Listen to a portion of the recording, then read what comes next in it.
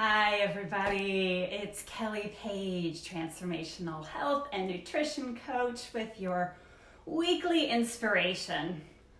The last few weeks I've been covering a lot of stuff on mindset. There's a lot going on out there and I want you to control your mind.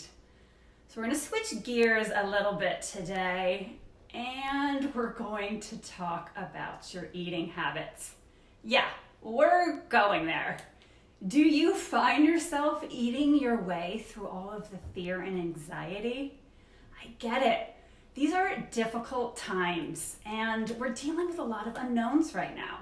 You may think Ben and Jerry are the only friends you have. You know, you get excited, you get your spoon out, you get the bucket, and then you're empty, and then you feel like crap after, and then you get on the sugar roller coaster, and that affects your mood, and that can make you depressed. And then you start the whole shame cycle of, oh my God, I can't believe I ate that, and what's happening?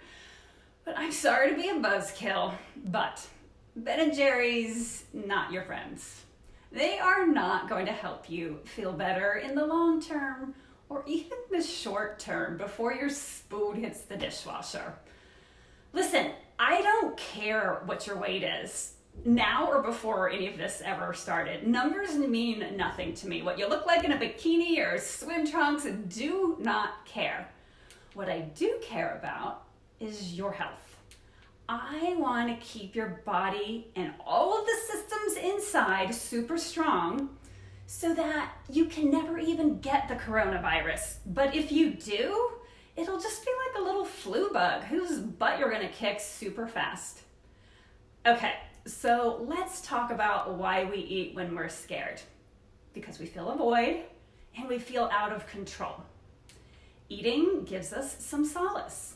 And some of this can be handed down from growing up and getting treats from someone when you perform well, or you might have memories of certain foods family members gave to you and maybe they're no longer around. So those are like pieces of love to you. And then you think, I deserve this. Anyone do that? I deserve this. I am going through a hard time and I deserve to drink and I deserve to eat and I deserve to not get off my couch. Really? You deserve to weaken your body? The only person you're hurting is yourself. If you're listening to me, I'm going to say you're not a victim. You own this ship and you're strong. Take your power back, brush the crumbs off, and get back in the game. Now more than ever, you want or need actually to keep your body strong and healthy so that if you happen to get near this virus, you want to just be able to fight it off. You're like, no, this is all good and strong there. I'm just shielding anything that comes at me. And most of us will, if we follow the guidelines and eat well and exercise and sleep and hydrate. This is why we do those things. These are the healthy living principles we should be following any old time. But now we really should be amping up our diet, not backsliding. You want to control something in your life? Control what you're putting in your pie hole. All right. Let's get into it. Let's talk about some practices to avoid emotional eating. The first is the easiest, but also maybe the hardest, because you do nothing. When you're ready to go to the fridge or the freezer, again, you pause and you ask yourself a question. Why? Am I really hungry? Am I scared? Am I pissed at my spouse or my kids or people I'm sharing too much time and space with? Just spend 3 to 5 minutes feeling what comes up for you when you ask why you're at the fridge again. Take some time to determine if you're really hungry, if that's really a hunger pain or if it's an emotional pain. You know, and this is just a good way to train your knee-jerk reactions, which, by the way, our first fast impulse isn't always our best. So putting a little distance and space between our thoughts and reactions is usually helpful on the whole. You know, we want to be thoughtful about our responses, and this applies to everything from food to how we react to some of the people we're under close quarters with right now. I know what I first started working from home years ago, I had a huge learning curve on how to avoid eating all day long. I quickly learned my triggers. I learned what sent me to the fridge. When I was trying to write something and I got blocked, right to the freezer. If I got an angry email or somebody sent something and I was like, right to snacks. So I found out that I had triggers, and I found out what happened before I ended up at the fridge. So knowing what your patterns are super helpful. I know my triggers now, so I'll use a lot of these things that I'm going to tell you about in this video to stop myself from emotional eating. Food triggers, super important. You may have just spent way too much time watching the news, and notice what you do right after. Do you head right to the fridge, to the freezer? So if you find yourself doing that, just pause before you grab something. I'll often talk to myself. I'll say, Kelly, why are you reaching for food right now? You're just upset because you spent too much time on the coronavirus map. Anybody ever get sucked into those damn maps? Oh my God. Does send me to the fridge. And then I know, you gotta stop. You gotta stop with map time. Or do map time while I'm eating or after I'm eating or when I'm full. So know your triggers, know what sends you to the fridge, and feel those emotions. If you're feeling scared and anxious, identify that so you can work through it. You know, those emotions are just gonna keep popping up unless you tend to them. Ben and Jerry are not going to listen. They're just gonna prolong the conversation and put it on repeat. And then you have a side of shame to deal with afterwards. Like, I can't believe I ate that. I feel like crap. So if you need help during your pause, here's another suggestion. Call a friend. Tell them what's going on or not. Just talk. Get a distraction. And when it's over, hopefully the moment has passed. Your food urges tend to only last seconds. So sometimes a short distraction can work wonders. Another thing I like to do, remember your why. When I coach people, I have them start by sharing why they want to make a change. Why do they want to lose weight? Well, often it's because they want to see their kids grow up and have energy and watch them graduate. So knowing the why of why you want to stay healthy is super important so you can come back to that. And I'm going to guess right now, one of your big whys of why you want to stay healthy and avoid emotional eating is that you don't want to get the coronavirus. You want to be there for your family and friends in the future. So be clear on your why, and then remember it when you go to the fridge. One thing I like to tell people is to put it on a sticky note, whether it's just a picture of your family members, a place you want to travel. Put that on your fridge, your freezer, that snack you go to all the time. Put it on top of Ben and Jerry's face so you remember why you don't want to eat more than you already are. And the other thing is, think about the future. If you're debating eating another or a 10th cookie today, you're all about immediate gratification. You're like, I'm anxious, and I think this cookie is going to help me right now. And before you reach for the cookie, just pause. Think about how your decision will feel later today, tomorrow, next month, next year, when this is all over. Are you going to feel good about it? Then look at the bigger picture. Yes, you want to make it through this virus, but then what? How do you want to feel when this is all over? Are you going to need a diet from all the overeating you did when you were at home? Are you gonna need more time off after all of this to get yourself back into shape again? Oftentimes, emotional eating and overeating, it causes great shame and disappointment. I have felt this shame while I was eating, whether it was ice cream or cookies or salty snacks. I have felt it while I was eating. I couldn't even enjoy the food without the shame already being in me. So I try and start with the feeling that will come after I make the choice to eat something. Then I pick something else on my list to do and the moment passes. Another thing you can do instead of emotionally eat, find some purpose. Sometimes I'm just bored when I go to the fridge. And honestly, a lot of us are kind of bored and antsy right now. Boredom can cause a lot of mindless eating.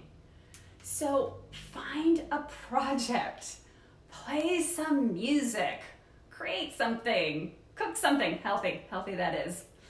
Stay appropriately occupied. You don't need to, go invent the next car or anything, but if you can, fantastic, have at it. So I know whenever I'm working on a passion project and something that I love, the time just flies by. I don't realize that hours have passed and I haven't eaten or haven't had anything to drink. You ever do that? You ever get so immersed in something, you're like, oh my gosh, I missed dinner or lunch? So next time you're reaching for the freezer, the snack, whatever it is, immerse yourself in a project. Another thing I like to do to avoid emotional eating, move my body. Now, I'm not saying you need to go run a 10K or anything, but movement is a great option over emotional eating. I have a few go-to songs. They're my fight songs. I put them on and I get all excited and then I get my adrenaline going. I think everyone should have a song to lift them up like that. I'll dance, but if dancing isn't your jam, take a walk. Just do something to move your body, because we kind of get into our head when we want to eat. We're like, oh, I have to, I must, because I feel so, So you have angst in your body, and one way is just to move your body to release it, however that works best for you. Sometimes I'll just take one lap around the block. I say, I am not going to eat right now. I'm going to take a lap and see how I feel when I come back. And honestly, the urge is usually gone by the time I come home. So movement can really help alleviate any anxiety or stagnant emotions that won't budge in your body. And a good twofer is to go outside. Doing your movement outdoors is fantastic, because not only will the light wake you up, it also helps balance your hormones and your energy levels. I know whenever I get outside around trees and looking at all the flowers, and there's fabulous spring flowers out right now, it helps me to see the bigger picture, like the size and the beauty of trees and forests and ocean if you're near one. It just shifts my mind from the trivial things like salty chips to a larger view of what's really important. And when you're outside moving your body, you get that bonus vitamin D. Another idea when you feel like eating, meditate. Just take some deep cleansing breaths. Try and breathe into the pit or whatever it is that's driving you to the refrigerator. It can be anxiety, it can be stress. You might think it's a hunger pain, so whatever it is, breathe into it. I've talked a lot about the 4-4-4 breathing, which can be super helpful, where you breathe in for 4, you hold for 4, you exhale for 4. You keep repeating that breath and you keep breathing into that feeling you have in your body that's making you say, must eat, must eat, must eat, feeling out of control. Practice that breath 3 or 4 times, and it's only a minute or 2 when you do the 4-4-4. Again, you inhale, you expand your belly, you bring it into your chest, you hold it, you just feel it expand in your whole body, and then you exhale your chest, your stomach, you hold it out for 4 seconds, and then you repeat it. That usually does wonders. I was like, oh, what was I doing before then? I'm good. Okay, just need to breathe. Another good way to avoid emotional eating, you gotta get your sleep. And I know it's a little tricky now because some of us aren't sleeping so well because there's a lot going on. But I always recommend try going to bed at the same time every day, waking up at the same time. Sleep affects your hunger hormones. I don't know if everyone knows this, but ghrelin and leptin, that is your satiety, which is a really hard word to say, makes you feel full is what that means.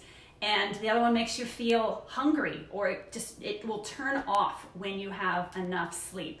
When you have enough sleep, these hormones are satisfied and they're like, okay, good, we're not hungry right now. If I get a bad night's sleep, I am ready to eat my pillow when I wake up in the morning. So do your best, try and get 7, 8.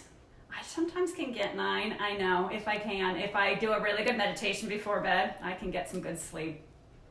So your body likes a schedule, try and stick to a schedule.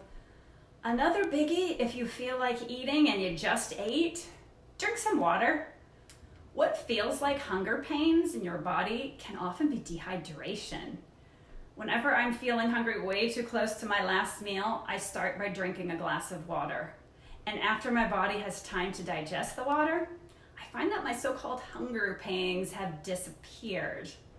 And if water sounds super boring to you when you're measuring it against a box of donuts, try adding some fun stuff to your water. You can do lemon or cucumbers, ginger, mint, any sort of fresh fruit. That's always nice and it gives you an extra little pep in your step. Another thing I like to recommend to people if they're eating a lot more than they want to is to plan. You gotta make a schedule. As I said, your body really likes a schedule. So if you have a scheduled time, you go to bed, wake up same time. It's also good to have the exact same time that you eat your meals, your breakfast, lunch, and dinner. And maybe you have a snack that you create time for. I do snack between lunch and dinner, but it's a mindful snack. It's not just like, I'm going to eat everything in the cupboard. It's like, oh, that's snack time, and this is what I do for snack time. When you plan it out like that, your brain isn't constantly thinking, when's the next meal? Can I eat now? What if I eat now? Well, then I'll push lunch back. Well, if I eat this now, do you do that? I've done that many a time. But when I have my schedule, it just takes the guesswork out of everything so that you're really like, oh, it's 2:00, that's lunchtime. And again, your brain, your body, it all likes the routine. It likes the schedule. It likes to know when it's coming. The digestive enzymes get into play and help you break down your food. So try and stick to a food schedule. Another thing is just practice self-care. Good God, there's a lot of stuff going on right now. So try and give yourself a little time for a relaxation. I love the Epsom salt bath. Whatever it is, whatever you need to just feel a little better, a little grounded, and that does not mean eating, unless you're hungry.